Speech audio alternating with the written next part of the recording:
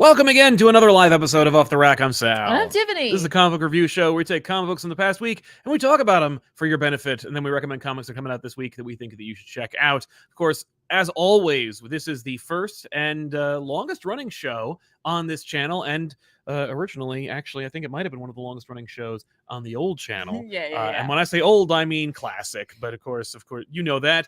If you want to help us out more directly, you can always do so by subscribing to this channel, clicking the bell for notifications, and liking the video with that little thumbs up icon below us right here. I don't know why, but it helps us out for whatever reason. But if you want to help us out more directly, of course, you can use Super Chats. Ask a question or comment. We'll read it here on the show, and that'll be our little back and forth that will sponsor today's show. Or if you want to do that on a more regular basis, you can go to patreon.com/ComicPop and help us more directly there as well. You get early access to back issues, and you get some weekly, or not weekly, more like monthly updates about what's going on in the channel, and access to an exclusive podcast.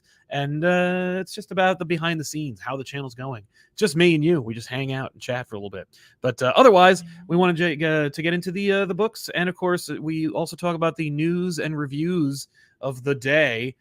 I'm trying to rack my brain over any news.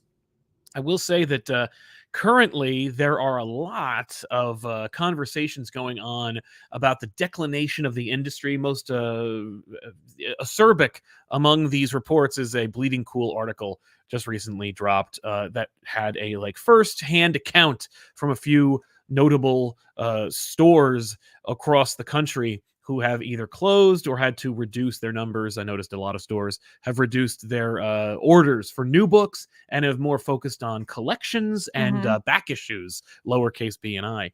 And yeah, I just wanted to talk about that for a second because it's in the news. It is a thing that people are talking about, and I know that everybody's always got an opinion. I certainly saw some in our Discord, and if you want to join it, you can always click the link below this video, along with every other link to everything we talk about on this channel below this video. Just click the description. I know people don't do that anymore, but listen, there's gold in our hills. But if you join the Discord, you can go have access to an ongoing chat with everybody on the channel who has joined us on Discord. But in the Discord, I noticed that there was a conversation going on about the decline of the industry and sales, and I think that there's a lot of chatter and back talk and side mouthing going on. I wanted to kind of shine a brighter light on it, not necessarily with any new wisdom or any hard data, because we don't own a store, we don't have access to that kind of data, nor did we ever really get into that.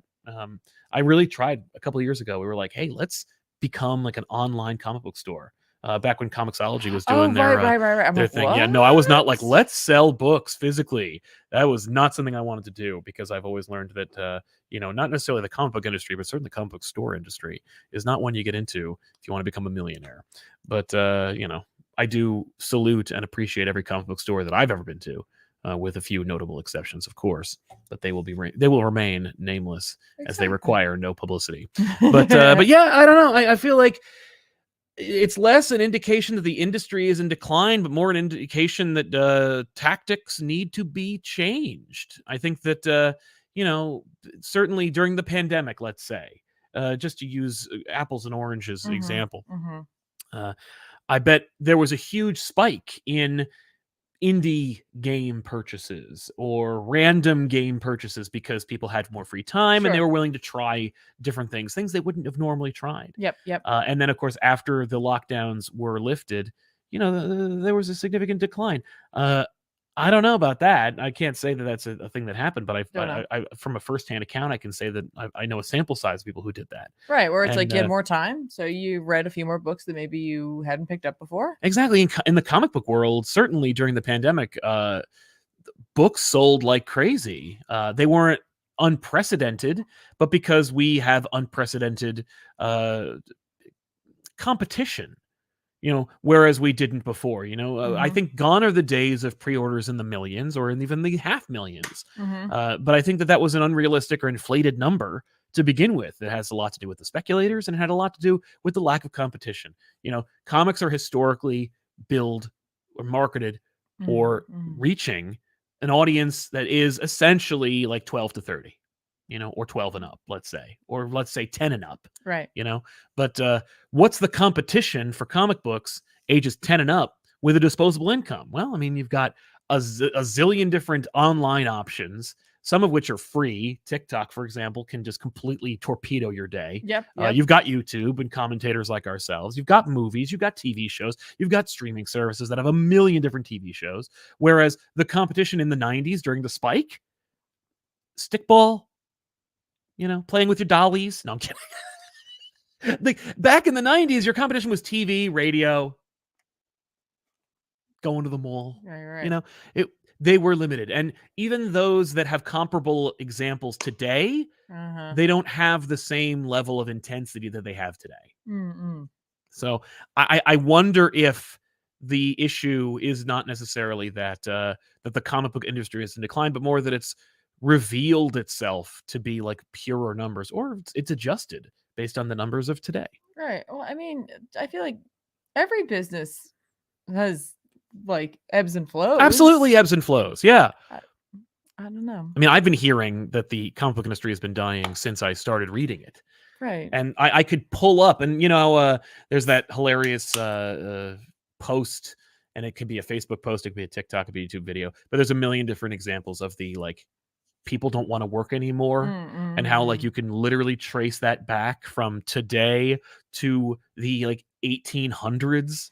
And it was like a newspaper headline, like, since the dawn of publications, there have been business owners who have been kvetching about how no one wants to work anymore. And it's like, I feel like I could go back and do a similar, presentation that displays headlines like the comic book industry is dying, going back to the beginning of the comic book industry. Right. I mean, certainly they were doing that when the superhero was in decline and romance comics were on the rise. Like, well, that comic book fad's over. And it's like, well, we're still here 100 years later.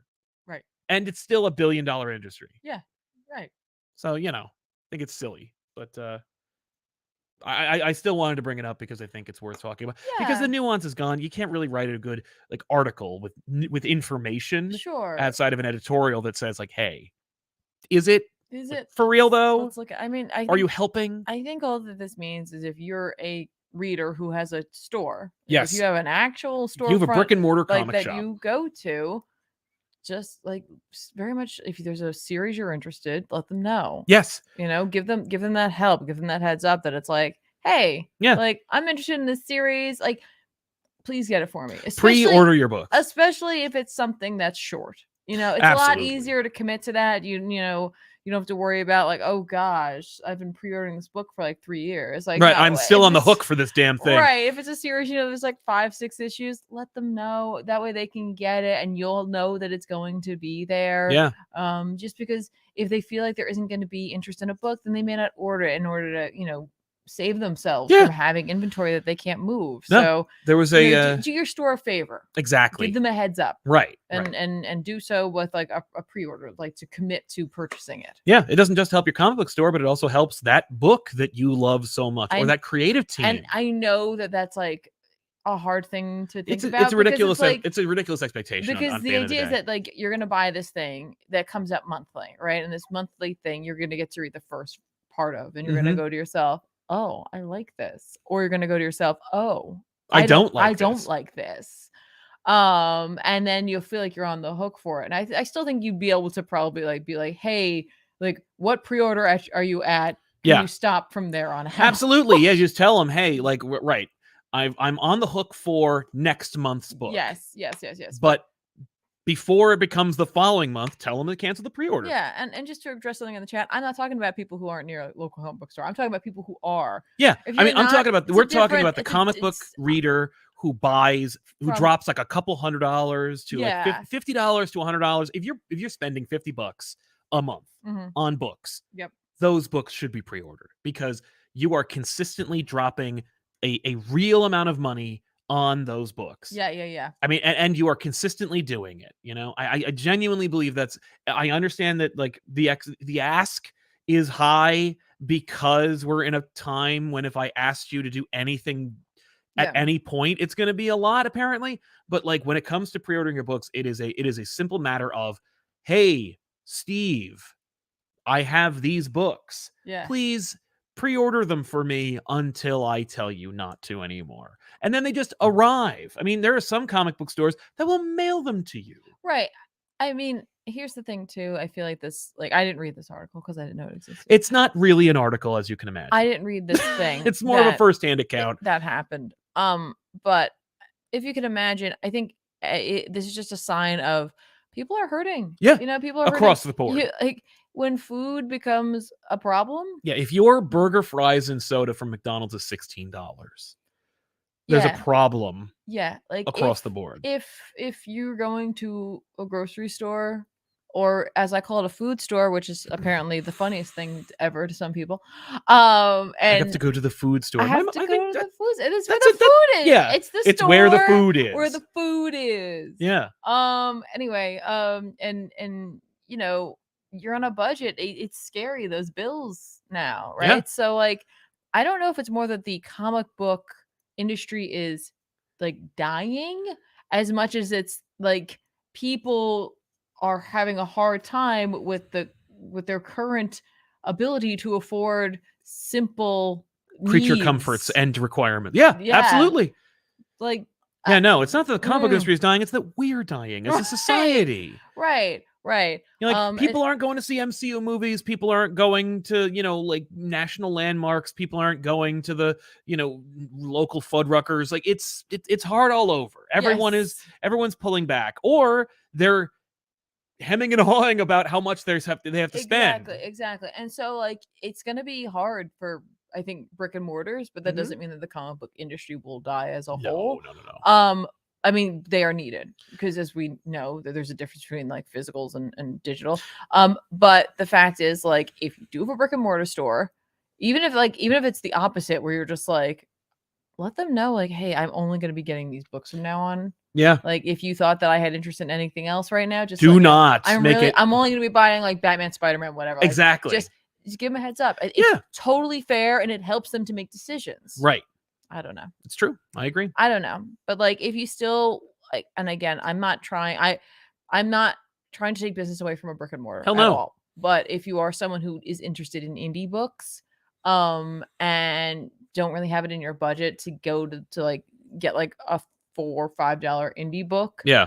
Occasionally some of the retailers online, after a couple of weeks, those books are discounted online. Big time. So if you don't mind reading in a digital space, it's another avenue for which to try out those indie books, but maybe for a little less. Yeah. And like, if you like it well enough and you know, you maybe want to pick up that trade, you can get it at your brick and mortar or not. That's the thing, you can also pre-order trades and hardcovers. Yeah. Like, it's not just, oh man, like I'm already like 8 issues into a 12-issue series. I'm not going to pre-order the rest of the book. I'm going to trade wait. Well, by issue 8, by issue 9, before you're before issue 12, you could still be like, listen, I know that book's coming out in like 3 months. Like, I know it's going to come out in hardcover. Pre-order me the hardcover, you know? Yeah. And that's only if you're in a position to do so. And by the way, if you are on a budget, I would rather, like, here's the tier, right? It's like pre-order your books from your local comic book store if you want to patronize their service, if they are a good retailer. That's number 1. Number 2, if you can't do that, you should be, if you're trade waiting, again, pre-order them from your local comic book store if you are in a position to do so. If you can't do that, barring that, then you go to your discount comic book retailers, like your in-stock trades and whatnot. If you are not in that position, then you go down to your, like, you wait to buy your books at a discount, either at your comic book store, at a convention, or online, or, you know, on an online retailer. But like, any of these are great steps. Oh, and then you could also apply for things like Hoopla or Marvel Unlimited or DC Universe Infinite, any number of digital services that allow you to have greater access to a wider library for less. Again, these are also great ways to do that, and it bars you from the like lowest of the thresholds, which is like, of course, piracy or you know, reading the book online somewhere. Like, it's so much better to keep those books alive, especially if you are like, I've been reading these books. You know, let's say you've been pirating your books or reading them online for free. Like, you know, if they give you joy, pay it forward. That's all I'm asking. Like, and that's really what it is. It's like, it's just the problem that I have with the piracy overall is that, like, on one hand, I think it's asinine to say something like you would never download a car or you would never pirate like a movie. Like, of course you'd pirate a movie. Of course you've watched a tape, in your, as a kid, or you've watched a streaming movie from some bootleg website. Like you've pirated mass entertainment before. The difference being, one movie can make $1 billion. The entire comic book industry, end to end, every single publisher makes $1 billion. They're a drop in the bucket of the entertainment industry. They need your dollars and cents. Does that mean blindly giving it to them when they screw up or when they, fail to deliver? Absolutely not. But it means that you may have to be a little more thoughtful or understanding or discerning when it comes to like that consumption versus any other consumption. Yeah, like it's like, and I know it's hard because there is this element of like FOMO for sure, where you've been reading something for so long that if it's not making you happy, you can't help but keep picking it up because you feel like there's this sunk time absolutely into this series and something that's ongoing. But when times are hard and you have to make these choices, it's okay to go, I'm gonna stop this for right now. I have to save myself some dollars, because listen, it's not always going to be the best purchase. I don't always make the best purchases where I buy something and I'm like, all right, that was unsatisfying. Yeah. And it's a shame, right? But it's like you try to learn from that. Right. So, try to find that happiness. Absolutely. Absolutely. And I know that there are limitations, for people overseas. Australia, I know, is a pain in the ass when it comes to tariffs and whatnot. But like overseas comic collecting, comic book access is difficult. And again, I don't know what the I don't know what the options are internationally, but I think that if it's a website like an online service like Marvel Limited, DC Universe, that should be available. Yeah. If it isn't, please let me know and contact them. Yeah. And be like, hey, I represent a significant majority, or I represent a silent amount of readers from this country, from this region, and I want access to your books.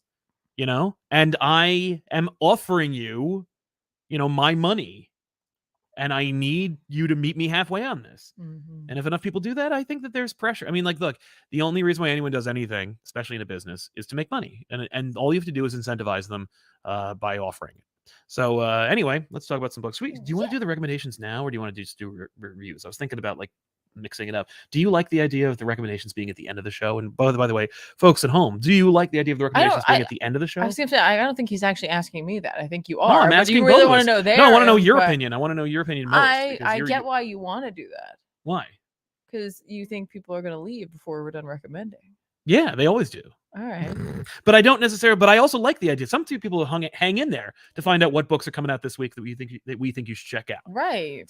So I don't mind hanging in there. Oh, I don't know. Should we try it this week? Let's try it this week. See what people like. Oh my gosh. I think it's worth it. I think it might be fun. This is what happened when we had too much turkey. Let's go. I know. Yeah. That's all that tryptophan. I have a really short list this week. Oh, that's why he wants to do it. I haven't even seen the list yet. That's the other thing. Well, I am going to recommend some books next week that we think you should check out before we get into the reviews of the past week. Green Arrow #6 is coming out, of course, from Josh Williamson. This is a good book, and if you love Green Arrow, this should be your book. Like, I've been reading it. I have not normally enjoyed or read a lot of Green Arrow. The Green Arrow that I have read has been very selective, and I've enjoyed it. But, like, the fact is, if you love Green Arrow and the Arrow family, I don't understand why you're not reading the damn thing. I don't know how the sales are, because while Joshua Williamson, the writer of this book, is also a co-host on this channel, we're not privy to that. We don't talk about that. I don't ask him, like, hey, so how's Green Arrow selling, huh? Pretty bad, right? No, I've never actually had that conversation with him. But I'm just championing it because I'm like, I think he's delivering solid, not just fan service, but genuine story as well with Green Arrow. So it's something to read, especially if you love that family and that character. And it adds a lot to the mythos because, some people have metatextually been asking, like, why can't the Arrow family ever just be happy and be together? Well, this book is about that specifically. I'm also, of course, recommending Predator versus Wolverine #3 because I would say, oh boy, this is Marvel's best use of the Predator license, period. I think that the last 2 Predator books have been bad to middling. And this is exactly what people have been asking for when they heard Marvel got the Predator license. Because I think that for the most part, people who were reading Predator were just happy with what Dark Horse was doing with it.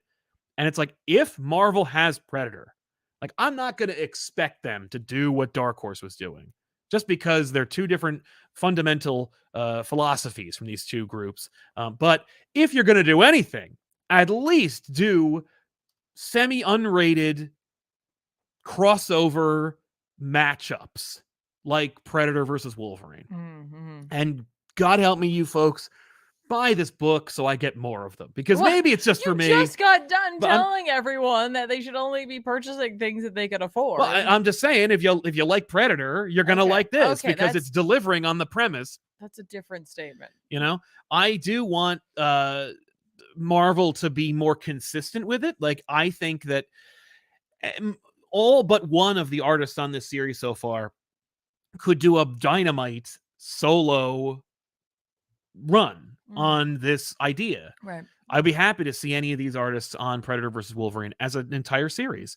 I don't like the idea of multiple artists per issue. I don't like the idea of shifting it, especially if it's going to be one story. But all but one of the artists that they've selected have been fantastic. Okay. And worth checking out. Penguin is coming out. I thought you were like kind of on. I'm a little off, but it's only 4 issues, so I can go back and read the whole thing at once. That's usually how I can how I handle Tom at this point. And of course, Captain America #3 from J.M. Straczynski, the creator of Babylon 5, is writing a Captain America book, and it's only in the issue 3, and it's really worth checking out. The dude who drew the last Punisher book was awesome and is doing a great job on Captain America. Getting his feet wet. I think it's going well. I'm digging it. And I like it. I'm enjoying that series. So definitely check that out if you have a chance, because it's only 3 issues. And I think that's pretty much it. There's other things like Beast War and stuff like that. There's a Beast War and a gang war. Yeah, there's too many wars. But let me tell you something. If I had to choose between the 2 wars, and Batman 89 Echoes, that's Batman 4 if you're keeping count. Batman. The last one, Batman 89, was like the requel for Batman 3, and this is the sequel to that, and it involves Jeff Goldblum as Scarecrow. Right, and don't forget IDW is reissuing. Yes, the Ninja Turtles Last Ronin series, and they're also publishing a fun Ninja Turtles Saturday morning cartoon series as well, which I believe Dan Schoening is working on in some regard. That's cool. But yeah, I dig those. I think those are worth checking out. How about you? I'm gonna say Moon Knight #29, The Last Days of Moon Knight. Definitely gonna be checking that out. Jed McKay on that. Flash #3. I'm not a Flash fan, but I'm here for it. But you are a side story fan. But I'll give it a try. You know what I mean? Like, and I give it a try, and I've liked the 2 issues so far. So let's go, Flash family. Also X-Men Blue Origins #1. Psy as well. Yeah, here for that. 100%. This is it. So interested in this. Cannot wait to read it. Just like, and again, like, I've liked Nightcrawler, but like, I really feel for him. I'm feeling for him. So I'm looking forward to this. It's his time right now. It is his time. He's having a good time for sure. And then I realized that I guess this is a 4th week. Yeah. So so no, it's just usually a little bit lighter. It is a little lighter, yeah. So maybe I'll try to go back and check out some other things as well. But I think those are like the highlights for what I'll definitely checking out. I tend to agree. I'm also going to probably skip all of Gang War. That's from Marvel and Spider-Man and stuff like that. I just read the most recent issue of Spider-Man, and while I won't be reviewing it on this channel, I will say that I'm obviously I'm not hyped for it. Okay. It just looks like a big waste of time. Okay. A shout out to a cover this week. I rolled past this several times, but Image Comics put out a book called Swan Songs. This cover, I just know nothing about it. I know nothing about this book, but the cover is gorgeous. I got to give a shout out to that cover. It's something else. Well, click it. Let's see who did it. I clicked it. Oh, click it here. Oh, I see here. Yeah. I don't know these people. Oh, who did the cover artist? Yeah. Alex Ekman Lawn. Yeah. Great. Just a great looking cover. Good stuff. Oh, I did it. That's issue 5. Yeah, I don't know this book. So I've never heard of it. Yeah. But I like How that weird. cover. Anyway, let's talk about some books that came out this past week that we think you should check out. Let's do it. Yeah, I read Nightwing #108. This is, of course, from Tom Taylor with art by Stephen Byrne, filling in for the Bruno Redondo expectations, and doing a damn good job. This is one of those things where I thought it was Redondo, but and there's a Redondo-esque sequence. I don't know if I want to give it to Redondo. I don't think that like he has the corner the market cornered on I hear that. sequences where they're like widescreen. Here's the character going through different levels of a location. But I feel like Darrington did one of Darrington those. did one of those a lot with Nightwing, in fact, in Batman Universe. But yeah, it's a fine series. It's one of those things where I can understand why people might be falling off this book. Not because it's bad, but because it's doing the thing that every publisher, especially Marvel and DC, and I think in particular Marvel and DC, are worried about. And that is, it's safe. It's comfortable. We're living in the world. We're doing what you have demanded, right? Nightwing doesn't have any major interpersonal conflicts. He is capable. He is smart, yet he still encounters conflict, right? But no one is talking about it. It's not sexy, despite all the sex appeal of Dick Grayson, especially in a pirate outfit. But it's not like sexy headlines. It's not going to grab you and be like, Dick Grayson fought pirates as a kind of pirate Nightwing, and then found a ancient library pirate play. Like, who, it's just kind of like, I don't really care, nor can I really sell this. Like, if I were in marketing or publishing, in promotions, I might try a little harder. But in this, I'm just like, it's the continued adventures of this character who is capable and you like. Right. If you like this character and you want to see him succeed and be told that he's good, then this is the book for you. And prove them wrong that that's not what you want. You know what I mean? Because I think, a lot of times Peter Parker falls into this category as well, where it's like, we got to mix it up. Matt Murdock can't be happy. Peter Parker can't be happy. Batman can't be happy.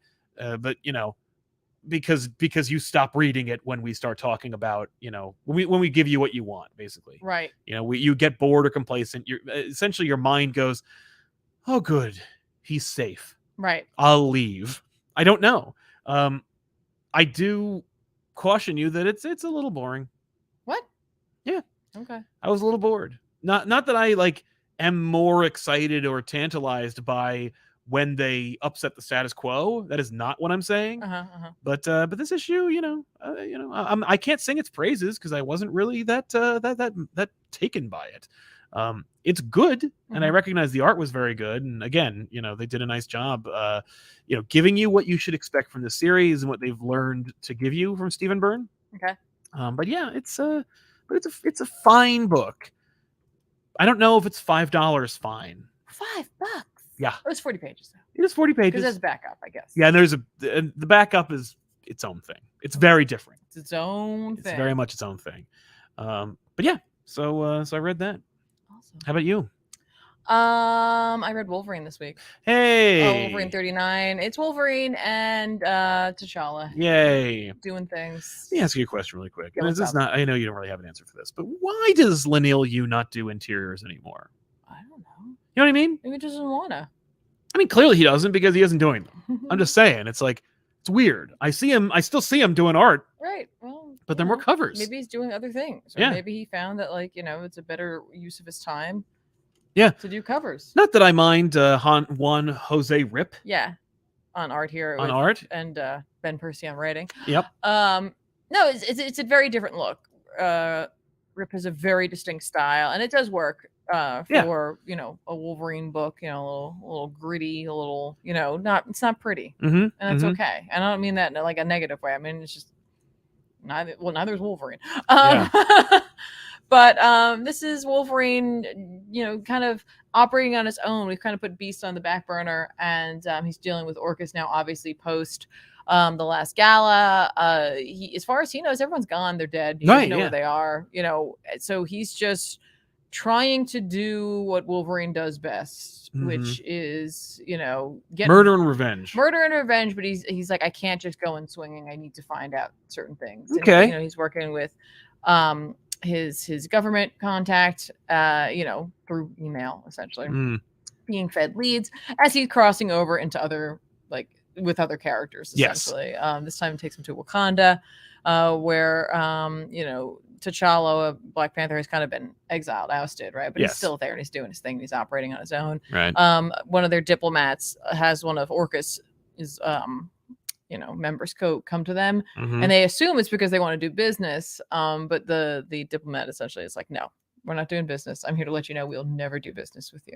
Just Mm. letting you know that.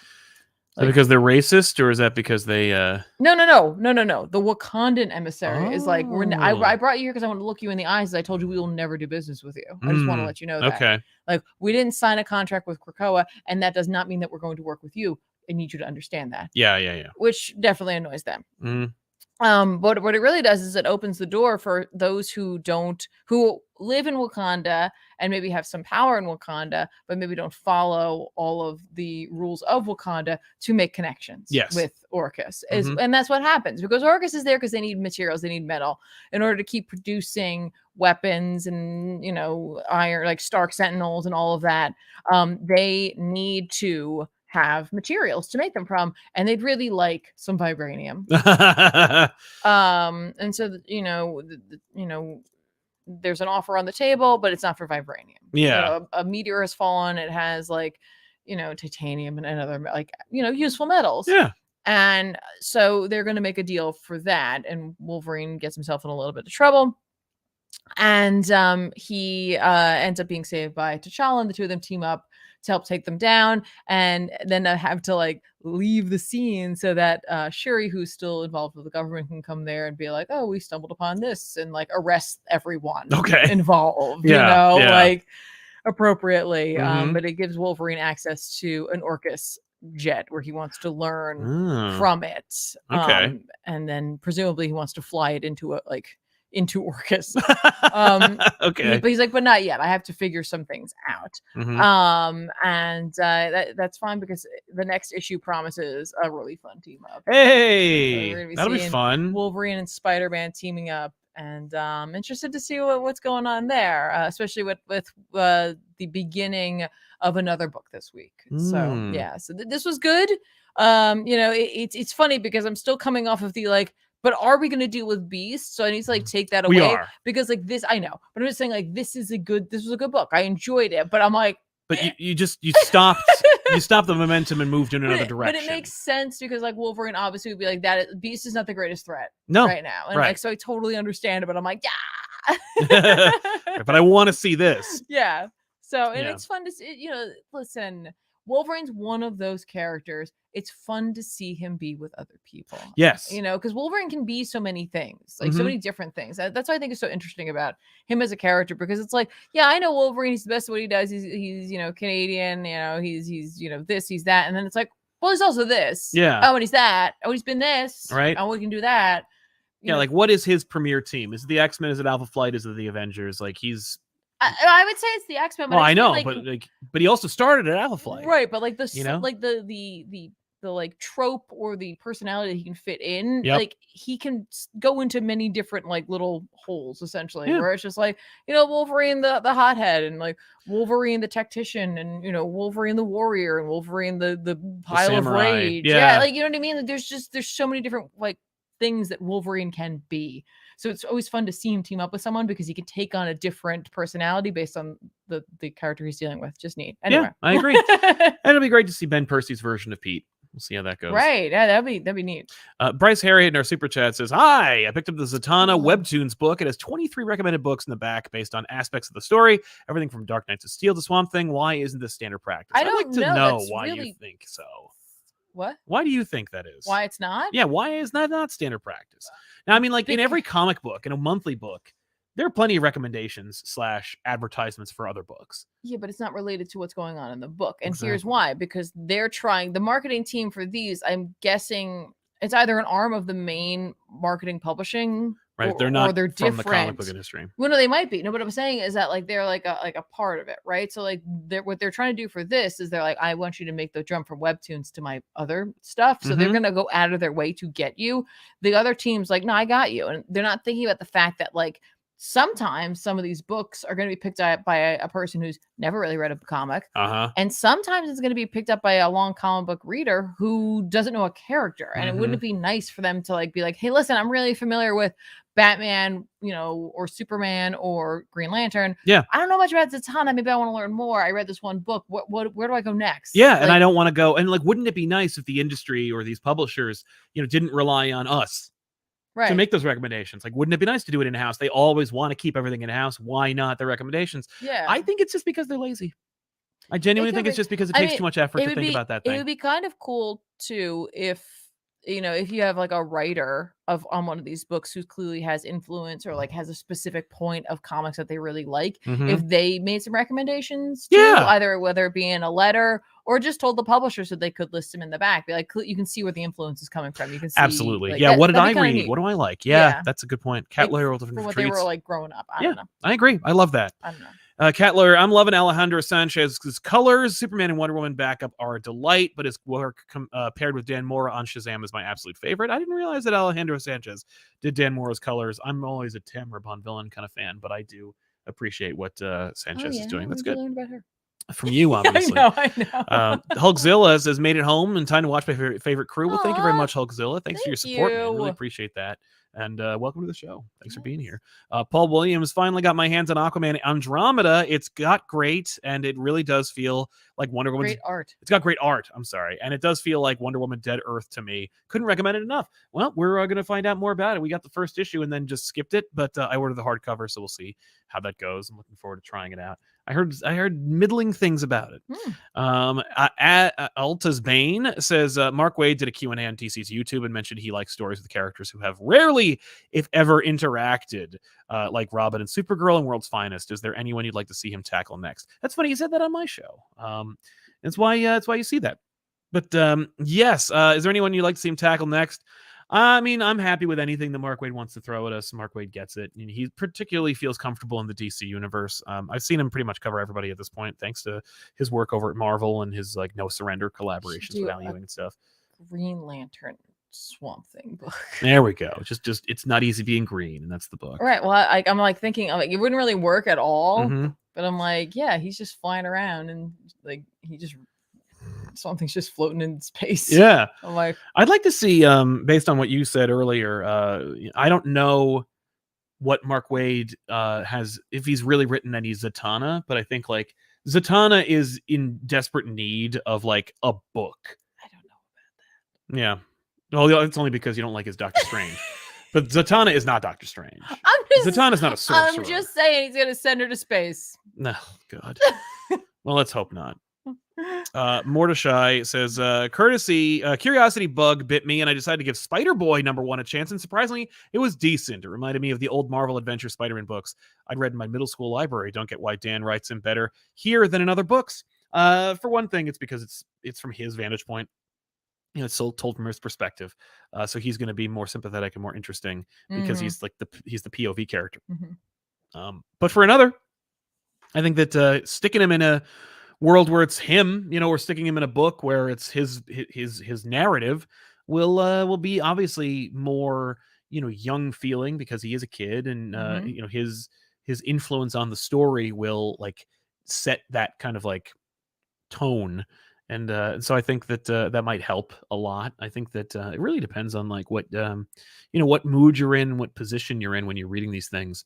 And so I'm glad that Spider-Boy reached you, and because while I don't really care about the character, and while I don't think that he's going to last, like, and I question the motivation in his creation. Yes, I don't necessarily think it's as pure as all that.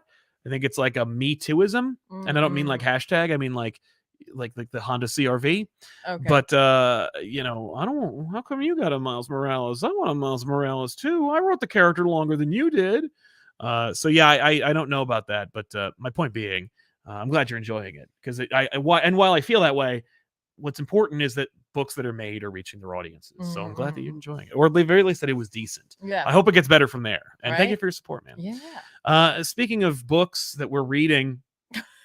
Yes, we are speaking about that. I read Superman #8. This is, of course, also from Josh, with art by David Baldion, Gleb Melenkov, and Jamal Campbell. This is the kind of climactic fight between Superman and the Chained. This is, of course, a new evil supervillain that it turns out was actually there the whole time. Hates Lex Luthor, and Superman gets in the middle of it. There's a whole plot point in this series. It's only 8 issues, by the way. Can you believe it? But where Lex Luthor was not rescued by Superman, that Superman didn't hear him while he was being attacked, Mhm. and as a result, Lex like died, nearly died, etc. And so Superman feels especially guilty about that, and that's what puts him into harm's way, willing to make the ultimate sacrifice to save Lex Luthor in this story. And while the art changes are disappointing because it is a regularly sized book, Mhm. they do serve as the story. I have liked all of these artists on this title and on this character, and I think they all bring something to the party that really works. But it does kind of wrap up with Jamal Campbell, which is the star Mhm. of this series, or at least he was when the story first launched. Right. But yeah, but it also has shades of Death of Superman. So I mean, if you're a classic Superman fan, and when I say classic, I mean like from 30 years ago, you may find something in here, especially because the tactile telekinesis of Superboy is explained, kind of, or rather re-explained or retconned Okay. into the Chained. And while you may have thought that he was just going to fight Superman, no, there is some justice for Connor Kent as well. Okay. So it's fun. It's a fun book. I do enjoy it. Again, it's $5, but but if you like Superman and you want to keep seeing like a regular, again, it's another one of those books where it's like Dawn of DC seems to be like, here is the DC universe as you've requested it. So if it doesn't sell, there's a lot of factors. But yeah, I dug it. I think it's fun. I think it's a fun series. Nice. What else you got? Did you read Uncanny Spider-Man? Mm-mm. Oh, you're like, I'm done with that. You told me not to. No, that was the other book. Oh, okay. Well, I didn't read it anyway. No, it was the spine tingling Spider-Man. Oh yeah. No, you're welcome to read. You read All right, Uncanny cool. all you want. I don't care about that. Yeah, this is Cy Spurrier and Lee Garbett. It's Nightcrawler as Spider-Man. Yes. And also Mystique keeps showing up. Oh, and Silver Sable, right? Yes, and he's been banging the hell out of her. So yeah. Just good for him and her. But when this kind of launched, we thought maybe there'd be a little more Spider-Man in it. No, I think I was glad that he wasn't in it because it was like a transition. It was like he's there. He's in this. Well, he's on the cover, so I would assume. Yeah. So they have another little run in, and it's really just Pete dealing with New Yorkers who are like having anti-mutant rallies, and they're giving a pizza guy a hard time because like it becomes a witch hunt. Okay. Essentially, where they're like, well, I think that guy has powers, and Spider-Man's like, all right, put the pizza boy down. And it's actually it's really funny. It's really well written, and it uses the trope of New Yorkers' love of pizza, and like oh, you're from that pizzeria. That's like the second best slice, maybe the third, depending on who's on anchovies. So Spider-Man goes into a whole thing about that, and then there's a moment in this, and this issue is really great. But there's something specific I want to ask about because I already know my answer, but I'm still going to ask it out loud. But the first few pages about this clearly is just Spider-Man doing his thing, and Kurt watching it happen and not wanting to step in necessarily, and dealing with that imaginary friend. And it's just a really great opportunity for Spurrier to write some that's true snappy dialogue for Spider-Man, and you're just having a good time, right? And then of course Star Sentinel shows up to take the pizza boy away and reveals that, oh, lo and behold, he is not a mutant, but he is going to be brought in for questioning as a mutant sympathizer, possibly. Oh, great. And Spider-Man's like, no, you're not. Right. Nope. But I guess I'm going to fight a Sentinel again. Well, he's going to start doing that, and the Sentinel scans him and goes mutant. And Spider-Man's like, I'm not a mutant. Yeah. Right. And so now it's like, oh, not there's anything wrong. Are the Sentinels broken or faulty? Or doing it on purpose? Like they're just like anyone who stands against them, they're like, oh, you're a mutant. Well, there is also that weird law in New York that's against superhero activity, which no one wants to deal with. That I think is going to be set up in gang war. But so it could be maybe they're on the take. Maybe they're part of some larger conspiracy to get rid of the super community. It's this great moment because everyone who was on board with Spidey all of a sudden is they just pause. Yeah, they're like, wait, Spider-Man's also a mutant? Yeah, and then they just are they're like, hey, they're against him. Yeah, they're immediately against him, and I'm like, that's awesome. Yeah. What a great way to get Spidey, I don't know, in trouble. Yes. And I'm like, that's awesome. And I'm like, are we going to see that as a reflection? Is Spurrier just setting something up that doesn't matter because he's like, this is cool? Yeah, this is something I want to do. Probably. I know it's not going to carry over in Zed Wells' book. It's too busy with Wreck Rap. It's frustrating because I'm like, this is a great this would be a cool story in another book. Right? Hey, he, just from one accusation, it completely changes Spider-Man's perception or a character's perception in Yeah. the eyes of the Like audience. it's great, Mhm. right? And we know it's a lie. Yeah. Spider-Man knows it's a lie, but he But- can't just tell everybody that. Yeah, and the more he protests that he isn't, the more like inappropriate it becomes, because it's like, Right. why do you care so bad? You know? Right, right. I was like, this is great, and you can let any news outlets spin against it. Like Mhm. it just feeds right into that classic Spidey, like New York against Spidey, even though he's like, I can't help myself, I have to go help them. Yeah, yeah. He's entanglement with mutants as he's wanted to have. Uh-huh. But I assumed it is not gonna be picked up anywhere else, but it was Yeah. kind of fun Cool moment. to kind of have this like check in with a Spider-Man moment, right? Mhm. But Kurt has to also jump in and help out and deal with Mystique, and because she's not quite right after The Krakoa. after Xavier's push and some other things. But really, what we get out of this issue is that it's the setup for Spurrier's X-Men Blue coming out this week, Right. and so if you're like gonna pick that up, just know it was set up in here. Like, how did this issue start? Well, I'm sure we're gonna get some sort of recap, so it'll probably set you up to not have an issue with that. But it's in here where inevitably he runs into Mystique, and they have a conversation in which I think he goes, we need to talk, because he's not been telling her that he's her kid. Yes. And I love this page. And then they do. It's just a page, and then they do. I love this page, and it lets you know. And if you want to know about that, right, go read X-Men Blue Origins. Oh, okay. I'm like, fantastic. That's right? Cool. And it's literally coming out this week. So it's 1 week, next week, done. We're gonna get those answers. Yeah. Fantastic. So the other obviously hallmark of this book has been the relationship between Kurt and Silver Sable. There's clearly something there. Again, I'm treating it like it's Peter's Black Cat. She's on the one side of things, he's on the other side of things, but like when you put them together, there's incredible chemistry. Like they just get along really well. Yeah. He's clearly using all of this as a means to ignore his responsibility. And Spurrier really breaks that down. And it's a phenomenal sequence. The two of them having a candlelit dinner. And she just gets into it, and he's like, oh, okay, I thought we were just gonna have dinner and then like sleep together. But I guess we have to hash we're this gonna out. like talk about some stuff. Ooh. And Kurt really like gives us a reason as to what he's doing and why he's doing it, and it's just really well thought out, and it really talks about how much, like, every time I see Kurt, all I can think about is in AXE when he just kept like dying and being resurrected, and how he wanted to remember that. And I'm like, going into that with the way they've been writing Kurt up until this point, this book makes 1,000% sense, because he's got nothing to give anymore. Right. Like, you can only give and sacrifice so much. And it's he's true. like, and like he has a moment with her where he's just like, I've done enough, basically. Yeah. And she's like, that's not cool. It's not like, life isn't fair. Yes. Good deeds still need to happen. Right. Yeah. Like, well, that's why I'm being Spider-Man. Right. Well, no, but like, she's just really understanding, and it's great. Like, it's just, I loved their conversation. And it's so, like, she's so understanding of him, and she clearly so supports him, and it just makes what happens next that much worse. Because one of her guys catches her, and he knows, like, he bugged her. He's like, just like you taught me. Yep. So he knows everything that she's been doing in her off time, which is totally her thing to do. Exactly. But he also knows that she's going to give up the job. She's Yeah. like, I can't do this. I can't keep doing this. We're going to leave the contract behind. And he's like, no, because like, we have people at home who need this money. Right. Like, we have to support our people. And so she does. And so she gets Kurt. And so, we'll see what happens. But like, there's a betrayal there. And, we don't know where will happen next. We leave it with them taking him away, essentially. Vulture's thrilled. Sure. But this is just great. It's a great issue.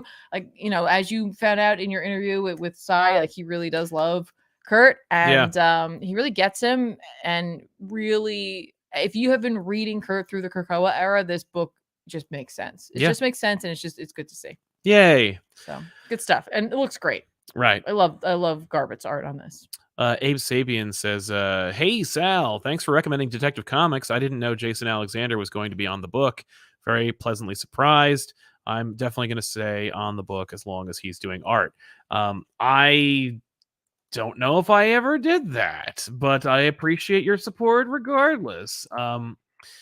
Yeah, the Detective Comics series has been genuinely good, and I've also been kind of bored by the book, and so it's been a really like mixed bag. Like everything about it is exactly what I think the book needs, and I'm glad it's reached its audience, and I'm really happy that you're reading it. And I'm glad that you're digging the look. It does. It feels like it's a definitively Detective Comics kind of book. I'm really glad that it is what it is. LT3 Pop Woo. Woo to you too. Tiffany picked up the Deviant based on your talking about it. Number one Yay! was so good. Have I been reading Spurrier Splash? If so, thoughts? I read the first issue. I never got a chance to read the last two. Well, But it's just the last one. I think it's 3. oh, that's right. 3 comes out this week. Yeah. I read the first issue and I really liked it. I was just like, this is great. I don't know if I liked it as a book I want to keep reading, but I like recognize its genuine like goodness. But I definitely did. It's a really and good. I'm glad you checked out the Deviant. Like I said, like it is definitely a like mature reader book. Yeah. So I'm glad you took that with a grain of salt and enjoyed it. I enjoyed it too. I can't wait for the next issue. Girk Pectus, Wolverine was good. Liked Orcus negotiating with Wakanda. Yeah, me too. Me too. Like really, like in both interactions, I really liked that. Because Orcus really has been parading around, acting like they have like because they've had so many machinations and so many arms and so much like with the gala where like they hit every way possible. So for them to like stroll into Wakanda being like, well, yes, and then what we'll do for you is we'll do this, and Wakanda's like, hold on, I'm sorry, we don't need anything from you. I just needed to remind you about that. Yeah, fantastic. Gee whiz, thanks. We read Justice League versus Godzilla versus Kong #2. Of course, this is from Brian Buccellato with art by Christian Dusamami. Sorry, Duce, maybe. DD Megadoodoo. I'm sorry. That's literally what you just did. But yeah, this continues its own universe. I remember talking to Benny on another channel about this, and he was confused, and I was like, okay, this is its own universe. Yep. It's not the main DC universe versus Godzilla. Nope. Kong still has not appeared in the book. Nope. And it's specifically the legend, like from Legendary Comics. Yeah. Or from Legendary's world. Yes, it's the Monsterverse. Right. Like, you know, of course it has ties to Toho because it's Godzilla. Right. But I don't think I think they're barred from using like the like Mothra. Like they can't use Toho stuff. I think they can use anything they've had in the movie or that they've invented within the film. But Exactly. I'm not 100% on that. But like we'll get into it. Yeah. Yeah, they fight. Superman finally engages in Godzilla. Shazam shows up. I love how Justice League has become like a catch-all. Like they used to call things DC Universe Versus, and then they're like, just say Justice League. And that's really what we used to do actually with our titling. Like if a bunch of people show up and fight from the DC Universe, I just said Justice League Versus. Yeah. So did they. But like Shazam shows up, and you know, I think this book is really boring.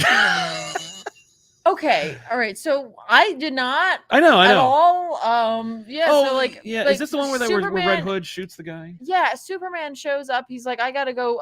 He tries to communicate with Godzilla because he's like, he's looking at me. Right. There seems to be something behind those eyes. You know, he's like trying to get him out of the city, keep everybody safe. Godzilla's not having it because he's not a kaiju without some collateral building damage. Naturally. For sure. People running in the streets, things exploding around you, right? And you know, Soups gets a good idea of how the strength of Godzilla, and we do get to see that because you know, Soups tries a couple things and it's just like, okay. Yeah. So he calls in other Leaguers. Unfortunately, on their way there, they discover that 3 other cities, Central each get City, their own monsters. Gotham, and Themyscira, all end up with a monster. I know 2 of them. One of them is Behemoth. The other is Skyla or I don't know. Scylla. Okay. Scylla. How would you say that? Scylla. Scylla. Okay. I don't know. And I don't know who the bat one is. I'll be honest. I think the bat one's made up for this. May or may not. There have been bat kaiju, That's but true. like none of the kaiju that I was aware of or that I tried to look up because I was like, none of these match that. So I didn't really go too deep into it. So that's fine. But the spider one is Scylla. Yeah. The mammoth one is Behemoth. Okay. And neat stuff. Right. But like, so now the Leaguers who they had have to go and split off, and they're going to try to call in any ancillary character. So now we've opened up any character can show up. Yes.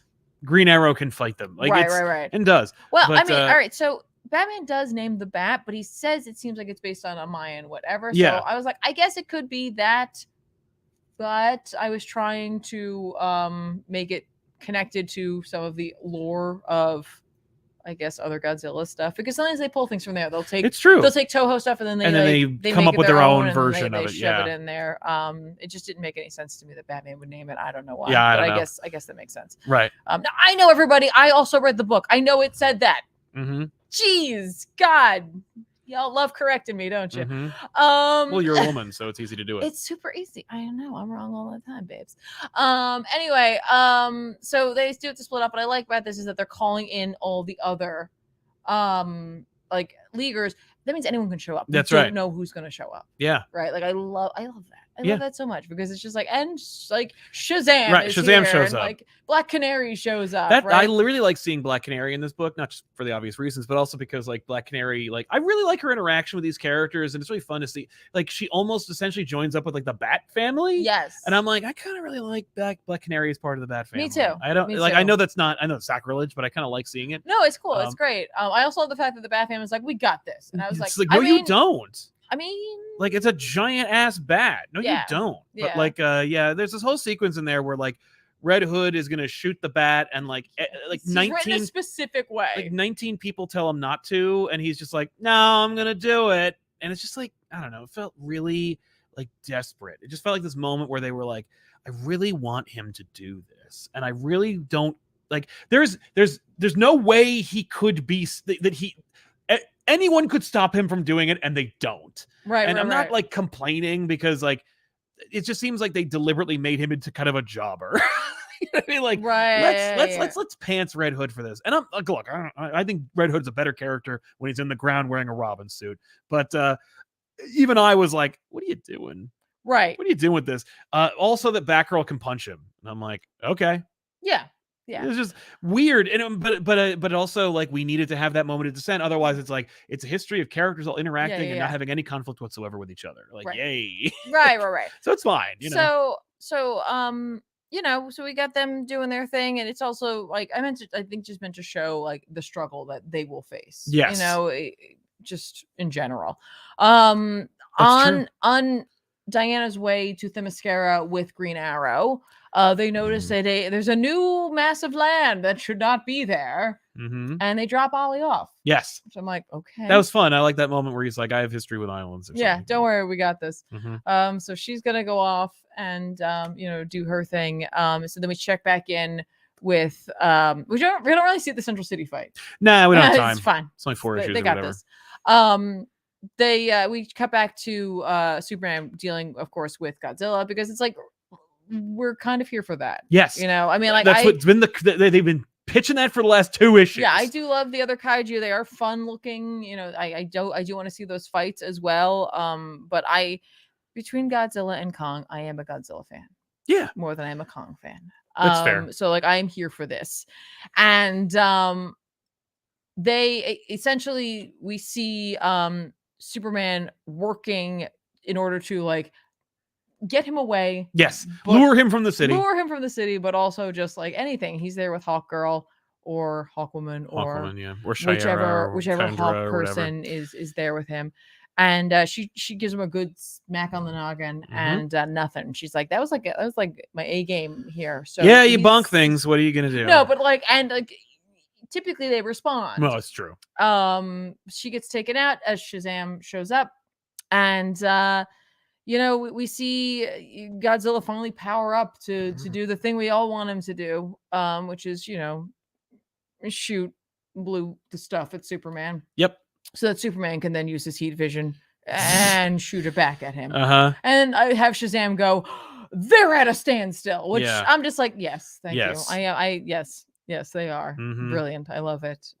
So he does exactly what we all wish he would do. He lands but he does him. take it, to protect Billy, and that's nice. Oh yeah, no, he does. After Shazam lands on top of Godzilla and yells Shazam. That's right, which is a cool move. I was like, oh, that was fun. This book is just filled with really fun images.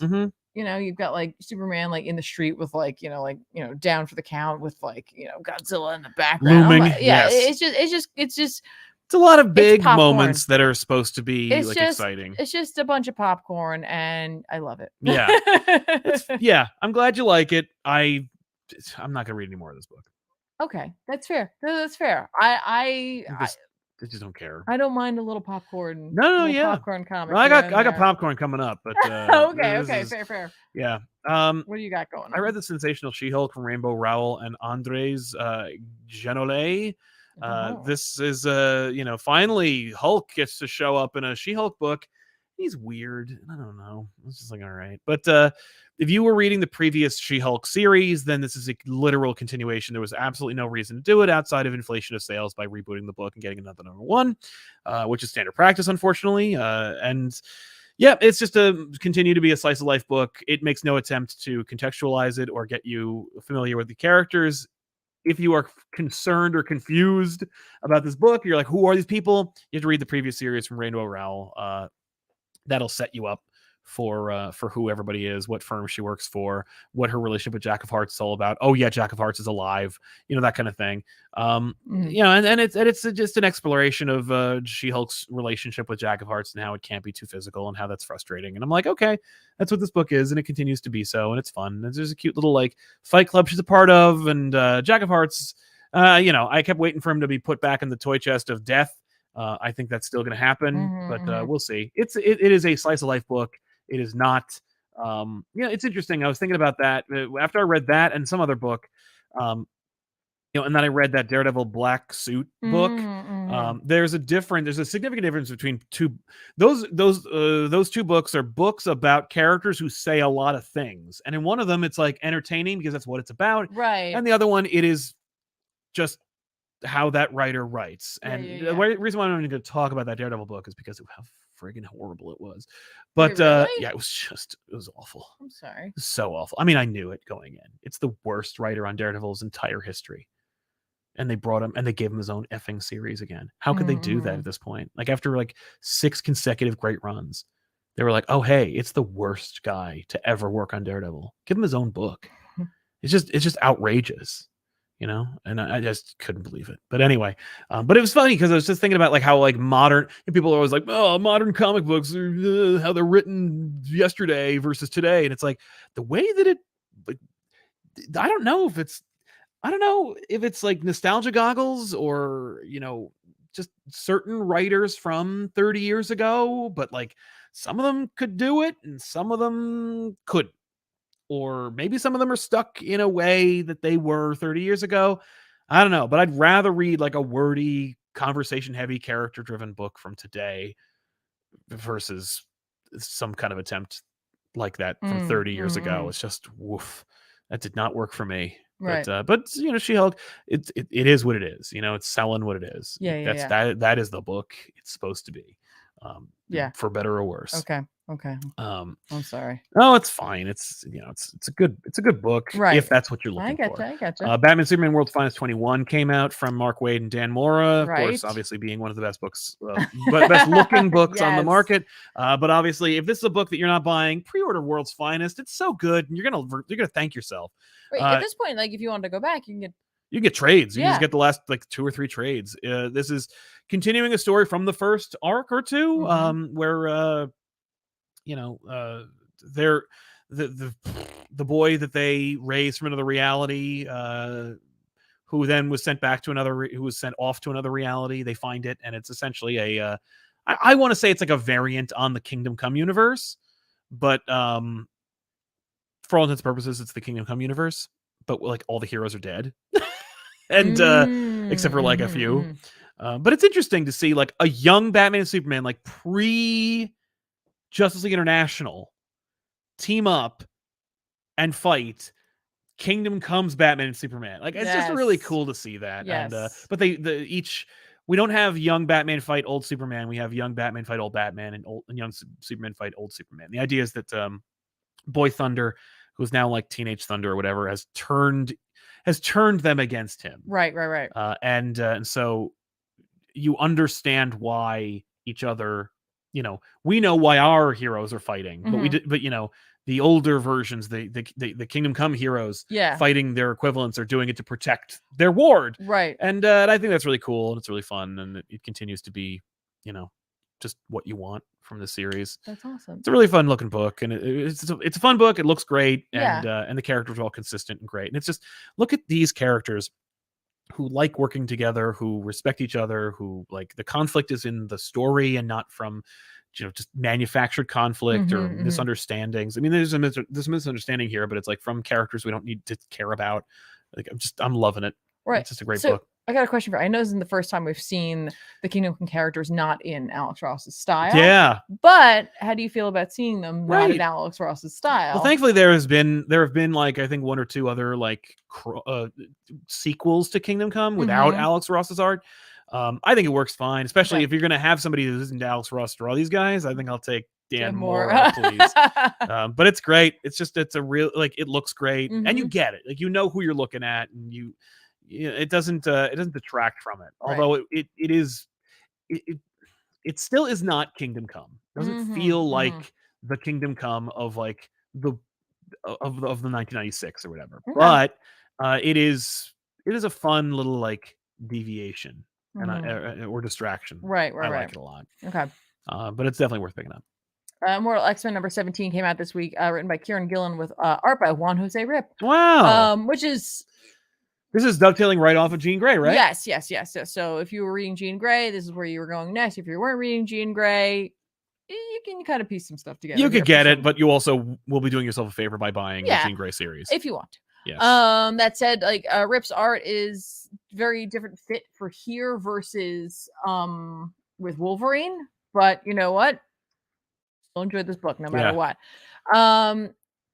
This issue deals a lot with Exodus and Hope and the cadre of mutants who are in this desert, presumably the White Hot Room, right? The like mutant limbo afterlife kind of thing. So it's like, what happened here, folks, right? Yeah. Apocalypse shows up. It's not really Apocalypse. It's like that Silent Hill 2'd him, like Exodus, where they were just like, hey, you were worried about like a villain, like a Satan of some sort, and that's who I am, haha. Like, and you'll lose because like you believe you will, that kind of thing, right? Okay. So like Hope gets a hold of the power of the Phoenix and utilizes it, right? Yes. Also, Mother Righteous has a real problem with Destiny because Destiny doesn't have her sight here. Good. Because why would she if they're in the afterlife, yeah. right? But Mother Righteous is a little worried about what she may have seen beforehand and like what Mother Righteous has planned and being a sinister and all of that, in which Destiny has seen that. And we get a little stabby stab action to poor Destiny, which I do actually. I'm like, wow, okay, Gillen, now you're making me feel bad for her. Yeah, because like she's actually not as bad, right? She's just like she doesn't have her powers, and she's actually correct. Like but it doesn't quite work out because someone walks in as she's attempting to complete the deed, right? And chaos ensues, and it's like Krakoa, wow, what's going on, right? Cool. All of that is interesting to me, and I look forward to seeing where this is going because we all know Mother Righteous and I'm like, yes, I don't like any of the Sinisters, and like you are working on something. You're working on something. We're gonna find out, right? Whether it be becoming that Dominion or what. Is she the one that makes it? Who knows? Because we know, based on if you read Sins of Sinister, that there is a Sinister that reached Dominion level and is out there, and like the Mr. Sinister we've been used to and annoyed by, and who was part of Hellions and did all his stuff, knows it and is like terrified by it. Of course. That is the part of this book that I love the most. I like the stuff. I like it's great. I like the Jean Grey stuff. I like the Hope. I love all of that. This issue has Xavier having a conversation with Sinister because Xavier has realized that much like Peter Parker in the symbiote suit, when he goes to sleep at night, Sinister takes over his body. Oh my God. What? So he didn't purge it? Well, we find out about that too. He's like, no, you did. You're all good from that, except I had something in you from a while back, further than that. Okay. And Xavier's like, cool. And like, is threatening basically to kill himself. He's like, well, I have to get rid of you then. Yeah. He's like, I'm still in the pit, Right. I'm like, yeah, they're not. I don't know. He's like, but we can talk. And he's like, and Sinister has such a moment of like, I messed up, like so much so that like I couldn't help myself. I think I grabbed one of the panels from this issue today. It's incredible because he goes like, listen, Krakoa was a great idea and I wish I hadn't booked it up. And I'm like, yeah, we wish you didn't too. like, yes, thank you. That's cool. Like, this is just like like, if you hate Sinister, this is a great issue to read because he is like on his hands and crow. knees, Yeah, like, desperately trying to get Xavier to just work with him. Yeah, and to not like, step off of a balcony. Essentially, he's like, no, I need you. Like, you don't understand. Like, he's like, yes, okay, you're right. Like, I was gonna try to figure out which one of us was the Dominion, and then I was never gonna tell anybody. Okay, I'm sorry. Like, you're right. You're totally right. I'm a piece of crap. You're totally right. But like, here are my cards. Right. Okay, like, great. We have to fix this. Like, we have to, like, one of them is going to do this and it's real bad. Okay. And like, he lets him into his mind. He like takes like, lets him go in there, Mhm. the whole thing. And then like, they go off to like basically like a secret lab that he has in order to like Come up with their plan. So like, again, I love all the stuff they're doing with Jean and Exodus and the desert and Mother Righteous. And like, fantastic. If that was the book, that was great. But then you have this other part. Yeah. And I'm like, oh my God. That's cool. Because like, Xavier obviously has been getting crap from day one with Krakoa, with his weirdness. Is he the maker? Is he this? He's not like a good dad. Like, he's not doing anything. Like, he wants like his cake and he wants to eat it too. And he's been taking a lot. And now like to standing in his utter failure and having to deal with Sinister. I'm like, I love that. I love the fact that Sinister's like, I'm an idiot. Yeah. And I'm like, yes, you are. Just excellent. Excellent book. Gillen knocking it out of the park. As usual. And and again, it does feel very much putting the toys kind of back in the box. I mean, but that's what they're doing. But like, I'm glad that some of these folks get a chance to explore some of these stories a little further before potentially maybe there isn't any more of this story. I agree. Marlon SG says, love your stuff and everything the channel does. Well, thank you very much, Marlon. Thanks for your support, man. I wanted to get into some older comics and I wanted to know your thoughts on hunting for single issues, getting trades, and paying for omnibuses of a series. I believe that's all I have from him. So I'm just going to answer that question. As far as of a series. Oh, okay. I'm helping. Thank you. As far as hunting, the best way to do it is to go to your local comic book store or different comic book stores across your great state or nation and hunting for those issues yourself. There's the fun of the hunt is going to different comic book stores and looking for them. But if you are just looking to have those issues yourself, there are plenty of resources online for you to get those books, from like mycomicshop.com to eBay to any number of places where you can just get the book. And especially if you just don't have the patience or you just don't want to deal with it. Or if you have a particular amount in your head about like how much this issue is worth. Yes. So just, certainly for a couple for the end of my Bloodline search, I just went, it'll cost me like $15 to just wrap it up. Done. You know what I mean? Eclipse of Darkness Within, I didn't even bother. Like, I tried and I was like, you know what? I just want to be done with it. $20 dropped. Done. Yep. You could do that. But when it comes to the fun of getting trades and single issues and used books, I find that there's no greater joy when it comes to comic book collecting than when you go to like a comic book convention or a comic book store and they have discounts. Especially, or if your local comic book store is doing like a free comic book day or a Black Friday type sale. We got a ton of books, which you can find actually on this channel. There's a short that was dropped that shows you the entire haul of what we bought from our local comic book store, Zap Comics in Wayne, New Jersey's Black Friday sale. And so that's definitely worth checking out. But also, like, you can get they had half off all trades. Boom. Half off all collections. Boom. There's so much fun and so much gold in there. And when it comes to omnibuses, I think the only reason to buy an omnibus is if you want to display it. I think at the end of the day, it is all about convenience and display. Like, it's about whether if you don't have room for single issues, you don't want to have a long box, or you don't want to have a shelf with a bunch of different trade paperbacks, then omnibuses are for you.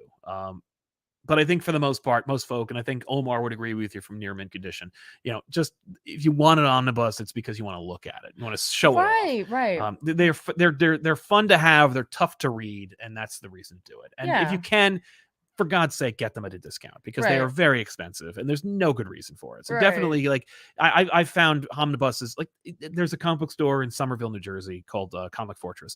I think there's at least one New 52 omnibus in there that's half off. Like, I think they had DC 1 million in there for half off. Like, I've found half off omnibuses in comic book stores, in trade paperbacks for months at a time. That's what I would recommend. I also like, in terms of like hunting for things, if it's something that you're like, I want to read this someday. Yeah. That's the best type of thing to hunt for, because Exactly. it's like, A, you don't mind waiting to get a hold of it, and you don't mind having that limit, because like I have like some series where like I have like holes and things, and I prefer to buy, I'm like, I want to find a dollar version of it. And Yeah. the older stuff, it's older stuff. Absolutely. And I'm like, well, I'll wait. I'll wait. I got, it's fine. Yeah, sometimes it doesn't, it's like it doesn't, there's no But then pressure. there are other things that usually are more current that I'm like, I don't want to wait. I'll just get a good enough sale. Exactly. But thank you, Marlon, for your support. Dante Cook, thanks for your support. Really appreciate you backing us up. Hey, ComicPop, I'm so torn with Aaron's Batman. The artwork is insanely great, but the story had me raging for a few hours. Do I keep buying it for the art or I quit? I want DC to know Aaron's Batman, Williamson, Superman, and King's Wonder Woman level of art should always be the standard for the Trinity. The best way to do that, honestly, is to contact the editors of those books. Find out who edits those books and tell them, hey, the art's killing it. I'm not wild about the story, but I just want you to know that the art's killing it. Tell the artist who's on those books. Don't say, I don't like, if let's say you're Wonder Woman, the art on Wonder Woman is undisputedly excellent. Yes. And I think that if you don't like Tom's prose, understandably, but you don't have to disparage one to elevate the other. You could say to Daniel Sampere on any number of social media platforms, hey, your Wonder Woman book is the gold standard of what DC should be striving for.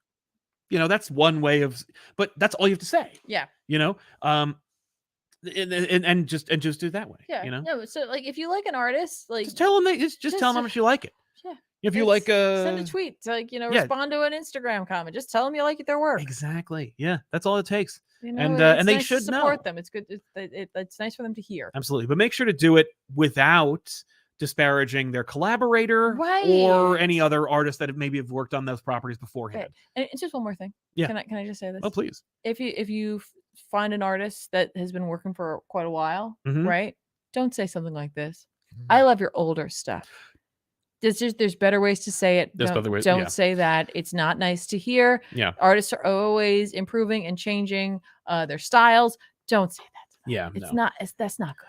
The best way to say that, I find, if you do, like, let's say that you're at a convention and you find an artist whose best work for you is in like trade paperback, bring that, bring your favorite work of theirs, and say, this is my favorite work of yours.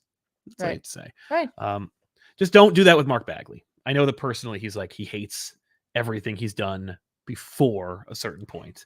I brought him a little poster one time. It was a Wizard magazine poster of Spider-Man fighting Hobgoblin, which I don't think I've ever seen Mark Bagley draw. And I'm like, and he was like, ugh. He's like, the worst thing you could do is show an artist a thing he did 30 years ago and tell them to sign it. I go, listen, I love what you're doing now. I love your Ultimate Spider-Man, blah, blah, blah, blah. Like, I was like, no. And I was quick to say, no, this is not my favorite version of what you did. I just want you to sign that. Yeah. Barring that one interaction, I would say that pretty much like any artist will be happy to sign a work that you love of theirs. Yes. But just be be cool about it. Yeah. But just be cool. Be cool. Girk Pectus, I know you hated Batman 89 comic. Do you think sequel will be even worse? They almost always are worse, but I like the premise. I have a little hope. I'm looking forward to it. I didn't hate it. I just I wasn't. It disappointed me. It wasn't as exciting as I would hoped it was, and I noticed that like the hype around this book that we recommended that I can't believe no one's talking about is gone. Like the hype from nothing to 89 was like huge, and now I think a vast majority of people don't even know that new Batman book's coming out. Wow, it'll be out tomorrow. But yeah, Thomas Daughtry started reading X-Men from the very beginning, and it's good. But Magneto seems very different. When does he become the character people love? From the beginning. If you mean from the beginning, like Stan and Jack, I don't think he's talking about the beginning of Krakoa. I think that is a Claremont. Claremont. Once you get to Claremont, you're good. Yeah, fair. And he's going to go through an evolution, by the way, that they undo. But at least Claremont gets to undo it. Lenny Laserdisc, just wishing you both a belated Thanksgiving. Happy Thanksgiving to you too, Lenny. And you've been killing it on back issues. So thank you very much. We're trying. We're trying. I'm looking forward to the latest episode is coming out. It's a book I swore we'd never do. It's coming out, and then the next one is Aquaman, and I'm very excited to have Aquaman finally drop. I'm trying really hard to remember what the book is that you're talking about. Don't say anything. Speaking of artists, It's a controversial one, to say the least. Hey, you with the face. Sup, guys? What's your opinion on Amazon finally killing Comixologists to have the Kindle app? Was I on this episode? Yes, you were. Oh, no. Oh, yes. It's a real shame, and it's not one that we were terribly surprised to hear. No, I haven't tried it yet. I'm holding out till the last. I hope at least they keep the guided view. It's December 12th or December 4th, I should say, is when they're making the switch over. Yep. Well, the guided view they've been working. I've used it on desktop. Yeah. I've used the Kindle library on a desktop. Yeah. And they do have guided view in there. And it works. I have not tried it on the app. I just haven't made that switch over yet. Like I said, I'm just holding out to the last, and then we'll talk about it next week. How about that? Yeah. We'll talk about it next week. Yeah. Don't let them, if like your library disappears, hold them accountable. Like contact them immediately. It says it shouldn't be. I know. But like give them hell. Yeah. Cat Lair, defend for treats. Sal, that thing you did, that bit you did about Red Hood not listening to anyone and shooting guns in last week's back issues literally happened here, Robin. I can't believe that happened. Yeah, that's so funny. Oh my god, that's weird. I did not think about that. You prognosticated it. It's true. That's just who I think. Maybe the writer and I are kindred spirits. Jefferson Kaik de Goudet, thank you very much for your support, and thanks for being here. ComicPop woo to you too. Unfortunately, in my country's comics cost more than a meal. Yep. And they refuse to localize the prices, but YouTube does localize. So here are a few cents. Hope it helps to keep the lights on. Thank you. It does indeed. Thank you for your support. Thank you for that. And that's not good. It's not good. I don't care for that. And I wish it could be different. And honestly, the best way to do it, contact those publishers and be like, hey, help me. Yeah. Help me. How do I make this better? Yeah. Like I don't understand, and I never will. Websites costing more in different countries versus like a subscription service, like Marvel Limited, however much it is a month. We don't know enough about trade, but it should be. Really jump into that. It should be the same, no matter what. Yeah. Late night sprites. I wish I still had Krakoa. Beak. Wish we still had Krakoa. Beak would be free. Free Beak. Beak is around. Beak was in that New Mutants book. I didn't read it, but CJ Hall, ComicPop woo to you too. Any GBU episodes on the horizon, you guys. Rock. Thank you very much, CJ. I do want to do more. I was actually thinking about it today, so hopefully we'll get there. Yeah, and like there's a book that we want to do that we think we can actually tie in GBU to it. Yes, that's right. You'll have to remind me of that because I will. I'm already wanting to do that. Yes. Super Kami Dende, have you thought about doing a charity stream for Peter David like you once did for Norm Brayfogle? It would be cool to help out a legendary creator. I'm on his Indiegogo or would it GoFundMe. I'm supporting him directly. We did a little like push for his GoFundMe not too long ago. I think we might be able to do that. Yeah, that'd be something to consider.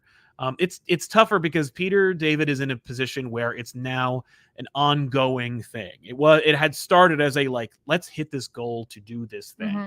That's easier than saying like, let's do a drive to just keep paying these ridiculous bills for Peter David over and over again.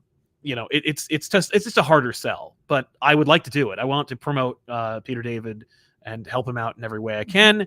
And so I will, I'll drop a link in the chat and in the comments down below for you to be able to help out Peter David more directly for the Peter David Fund. His wife is handling the whole whole kit and caboodle. So it is now in the chat. You can click it. You can check it out. You can decide for yourself how much, if any, you can use to support Peter David. But yeah, I've never really, we haven't done really a lot of live streams in a long time. Norm Brayfogle especially was like over 10 years ago. Oh my gosh, was it really? Charzy, do you have a favorite modern comic book artist? Personally, I love Dan Mora, Jorge Jimenez, and Leonardo Romero. Thank you for making Mondays more always awesome. Well, thank you very much, and thanks for your support. It's a great list. Yeah, it's a great list. That's a solid list. I'm happy to be on. Jamal Campbell's great. I love Dan Mora. Bilky Evely is for me for Daniel St. Pierre's great. And there's an artist that I discovered on Twitter a little while ago. I don't want to blast him, but Gavin Guidry. Yeah. Really, just hove into my field of vision. I was like, what? He just did this commission. It was a Spider-Man, Daredevil, and Doctor Strange fighting. It looked like The Hand. And I'm like, I'd like that book, please. But it's really dope. But what other books we have? We have Wonder Woman #3, which came out, of course, this past week. Tom King, Daniel Sampere, continuing the series. And of course, it dovetails into Amazon's Attack, which is a book I'll never buy because how could you? name a book after that event. But no, yeah. So continuing the Wonder Woman saga, Wonder Woman takes the fight directly to Sergeant Steele, Yeah. or Sarge Steele, and yeah, it continues to be very much Tom King's Wonder Woman. I know it's divisive. Yep. But you weren't buying Wonder Woman anyway, so how could you possibly complain? Just the people were like, "Boo! I hate this Wonder Woman." Yeah, like you were buying the book to begin with. What was the last one you read? When was the last one besides Dead Earth, which was of course the best one? But goddamn. But yeah, how'd you like it? I liked it. Again, for this one, I think this is going to read better for me as a trade. As per usual, with Tom King, like I tend to do better with a trade, although with Supergirl that was different. But the Supergirl read as a trade was a stronger read for me. Yeah, it just let me like pick up on some of the like subtleties a little more easily than the month-to-month read, because I don't always get a chance to go back and reread the issue before I'm reading this current issue, and I'm like, oh yeah, okay, yeah, that happened, okay, yeah, that happened. Yep. I like this, and honestly, the end of this made me go like, wait, what? Yeah. I thought we were doing one thing. What's happening? Right. It's funny. Yeah, I do love this series. I am really enjoying it. And I don't know if I'm like thrilled with the with the Sovereign idea, but I also get it, and I'm here to see it like reach its mighty conclusion. Yeah. The introduction of like these like the different lassos and all that, I'm like, okay, well, I'm just gonna see how it goes, and then it's like, oh, okay, the whole damn thing is a like story, like of course. For me, the exciting part, and I think the part that's going to get more people who didn't really like this series, is the backup. I didn't read the backup. Oh, you think it's gonna get people to like it? I think so, because it's a little story that is John and, well, it's really Damian and Lizzie, Wonder Woman's daughter, hanging out. It has art by Belen Ortega, and it's the beginning of like the world's finest, like the next like generation. It was very interesting to see King's interpretation of Damian and John and to see their execution, and it's like it's really good. You're always like, don't worry about reading the backups. That's like, I know. That's like Sal's like I should have told you. I'm sorry. Also, did he dress Lizzie as Bucky? I don't know, but it's just great. Damian teaches her a new curse word. Oh, good. And so she just keeps repeating it, and he's like, and then he puts her in a Robin costume and goes and fights Killer Croc, and it's just so like enchanting. It's frustrating how cute and sweet and like delightful it was. Okay. And how it's like, oh, this guy like has children. Yeah, and right, right. In a really genuine way. Like it didn't. I've seen like stories like where they're like, hey, it's kids. Kids are cute and encourageable. This is like genuinely charming and heartwarming. Okay. I was just so taken by it, more so than the Wonder Woman story itself, which I'm just here for. I'm just happy to see Wonder Woman just stroll in and kick ass, or with her genuine like sweetness. Yeah, just her like that page of her in the elevator is so well like executed. Yep, the scene of her in the elevator, the scene of her just like leaning in and talking to the guy at the front desk. Yeah, I was like, it brings home this like realism to Wonder Woman that I never imagined. And yeah, I'm just here for it. I don't know if I love again, I'm not thrilled about the Sovereign, but I get it. And yeah, like I said, like I think it's a piece. We're only witnessing like a glimmer of a story. Yeah, like, it's part of that problem with King's writing, where it's like, okay, I read like, it's not even like you read a chapter in a book. You're reading like the first 3 pages of a chapter in a book. Yeah. It's just frustrating. Yeah, no, I get you. I get you. But I like it. I think I'm looking forward to getting this as a trade and being able to go through it that way. And I could just go back and read them, but I'm just gonna keep having the same problem every time a new issue comes out. Yeah. So I do like. I think the art is spectacular. Yes. It's just like it's a spectacular looking book, 100%. Yeah. I mean, like, but that tends to be with King as well. Like, it's just like the art. He's usually paired with like some fantastic artist. Yes, absolutely. Which just takes the book to like another level. So we'll see what happens. I'll have to go back and read that backup though. Right. Yeah. And did you have any more? No. All right, Batman Off-World, Jason Aaron, Doug Mahnke. Batman goes into space, just like I said in that other back issues episode where I'm like, what the crap? We literally were like, yeah, you don't want to see Batman just go into space and fight aliens. That would be ridiculous. Well, here it is. Written by Jason Aaron. Aaron's debut at DC. And is it ridiculous? His return to DC. Yeah, it is. It's completely ridiculous.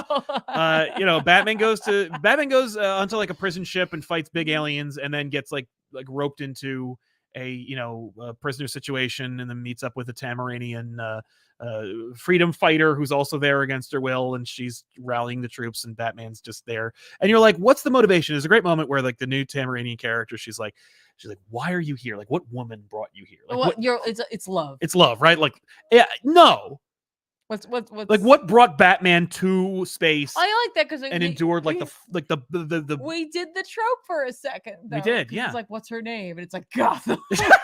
I'm like, oh my god, that is it. It's it. Like, trope. we go back to Earth to show you like a flashback of like one time Batman was dealing with his usual crowd of regular people, and then one of them like hired an alien to punch him. And he's like, oh shit, I don't know how to beat aliens. I guess I'll go to space and learn how to punch aliens. And I'm like, that's the motivation.